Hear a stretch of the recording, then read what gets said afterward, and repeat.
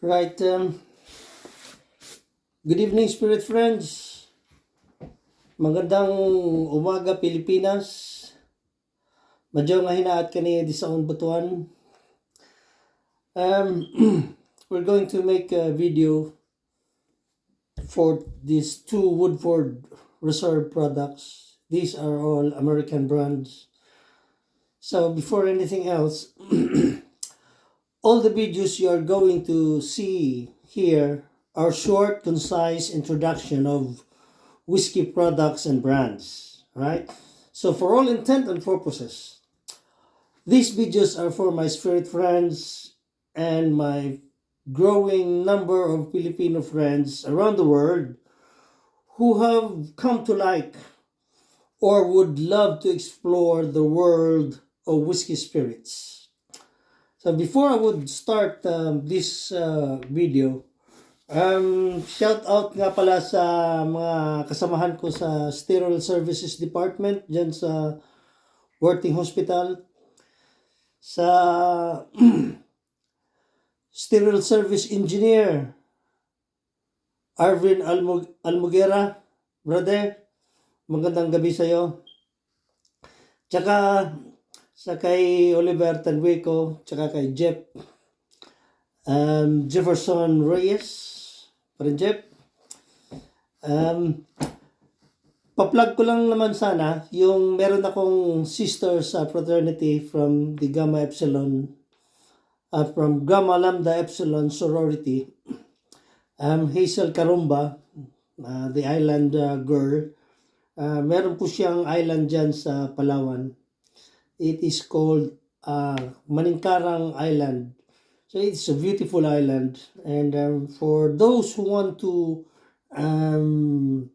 have a joyful vacation and in your own small island, I would suggest that you Google search Maningkarang Island in Palawan. It's a very beautiful island, and you could also ask me or contact me about this island in Palawan, and I would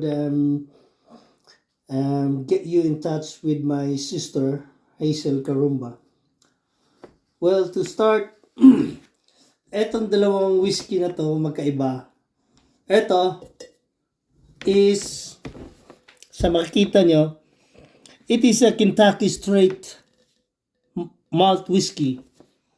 Ito malapit ko nang maubos. Ito naman ay Kentucky Straight Bourbon Whiskey. So, magkaiba. So, ito is made 50% corn and a few percent of rye. And this one, this new Woodford Kentucky Straight Malt Whiskey, this is 50% malt from barley. So, tikman natin to. Ito, unahin muna natin to. Ito, Woodford Reserve Kentucky Straight Bourbon Whiskey.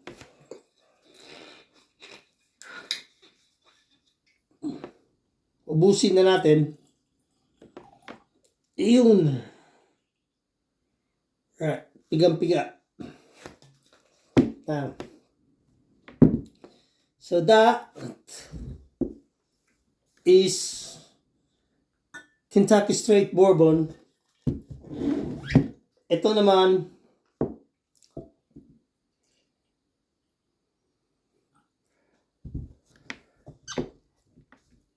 malt whiskey, Kentucky Straight Malt Whiskey. So, almost the same texture, but different ingredients. Magkaiba po yung ingredients nila. So, ito, it is 43.2 alcohol volume, and ito naman is 45.2 alcohol volume. Mataas ang alcohol volume niya. Now,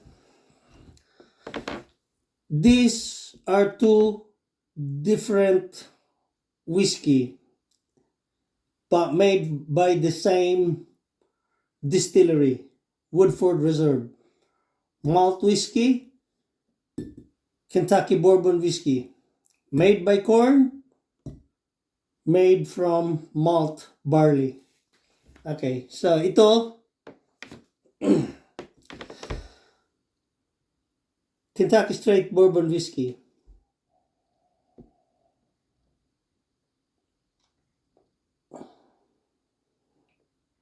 Very sweet smelling.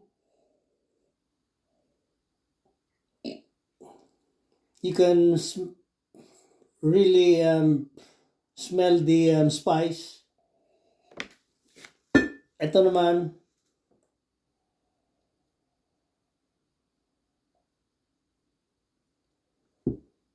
you can smell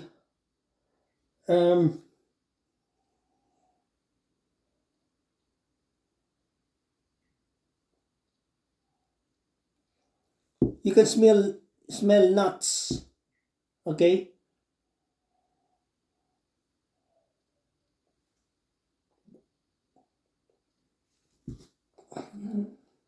You can also smell like brown sugar.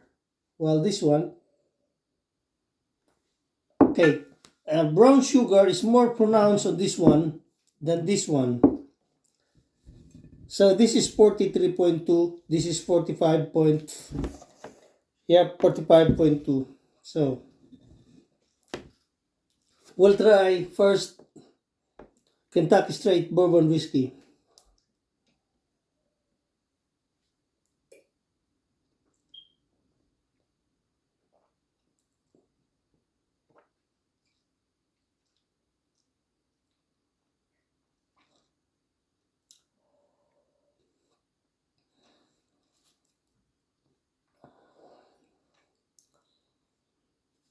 So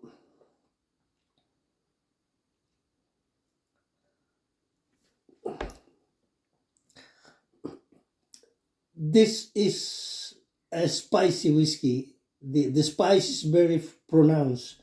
You can feel it, you can taste it, and once you bring it up on your nose, you can already smell the spiciness of the whiskey. But overall, it's a nice whiskey.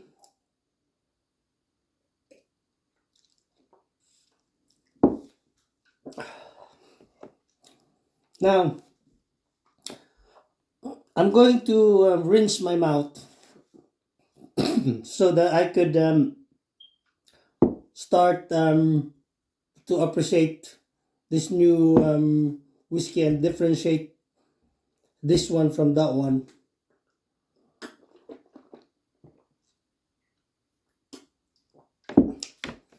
All right.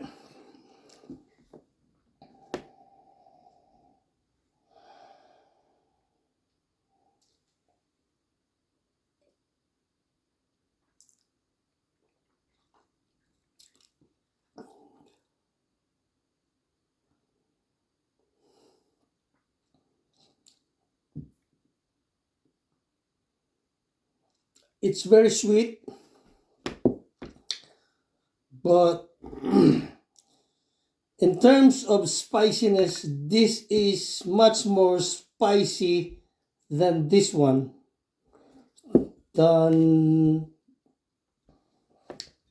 the Kentucky Straight Bourbon is much more spicy than the Kentucky Straight Malt Whiskey. So in short, sa mga whiskey beginners, eto mas madaling inumin kaysa etong Kentucky Straight Bourbon. And this one,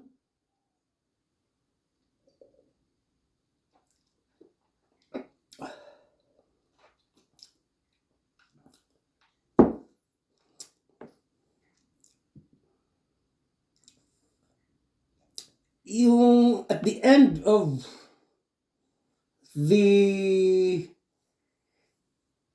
your throat, you could in your mouth you could feel the lingering taste of chocolate and nuts. So may iwan yung chocolate flavor and nutty flavor niya.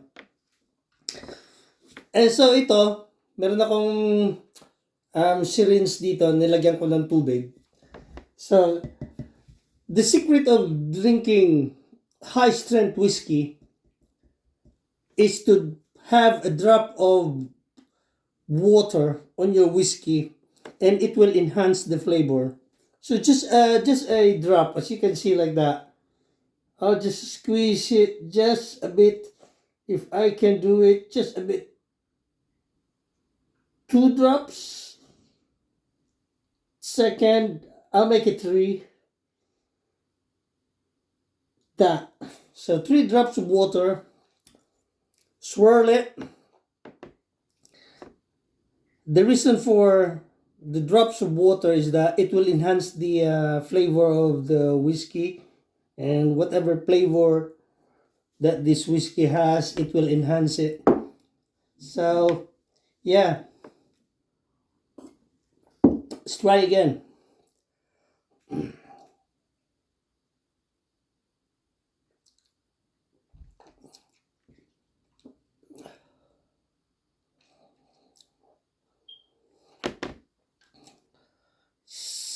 So it is much more pronounced. The flavor will excuse me, the flavor will explode on this whiskey once you put a flavor.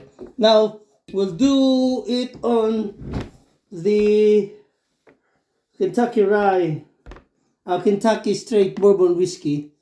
I'll give it 3 drops of water. 1,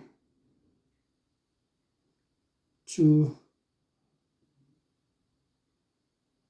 3.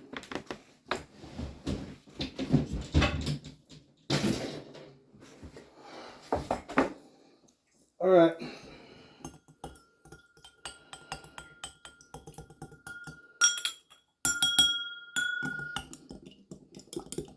So, purpose is to mix the water well.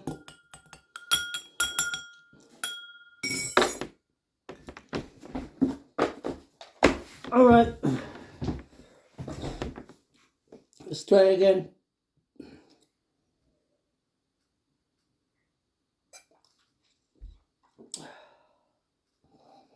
Now,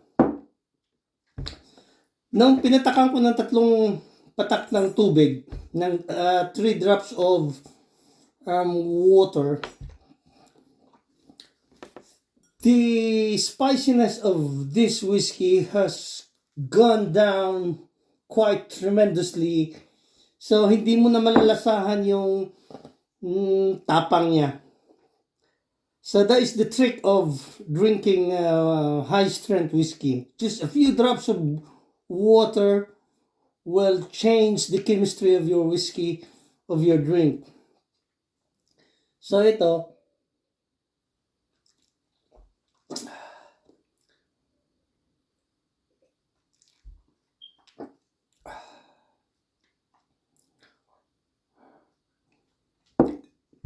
mas may enjoy mo yung sarap.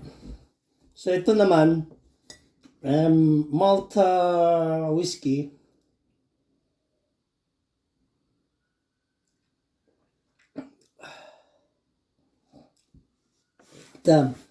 So, pag pinapatakan nyo ng tubig yung high strength whiskey, so tumitingkad yung flavors niya.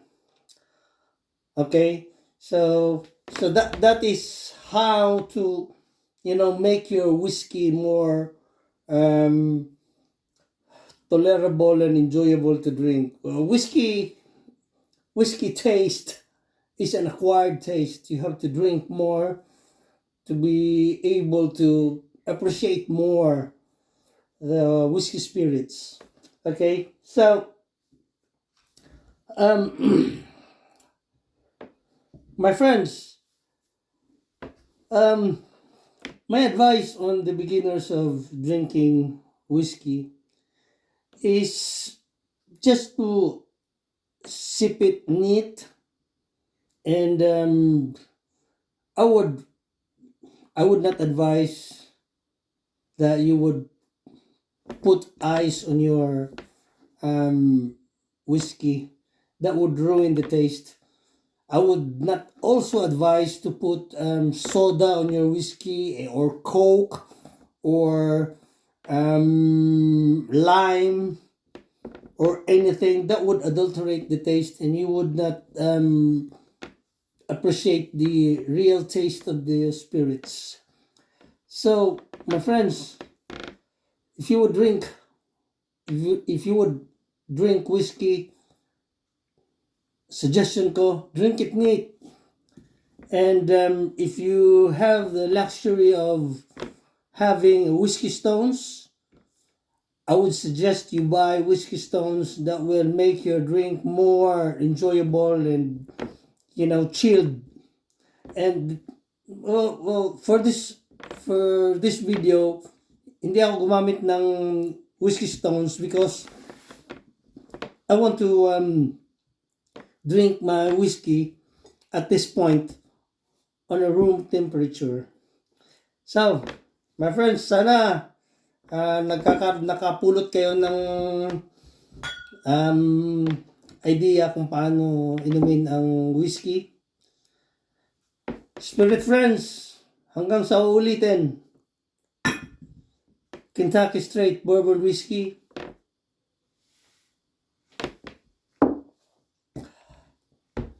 Kentucky Straight Malt Whiskey.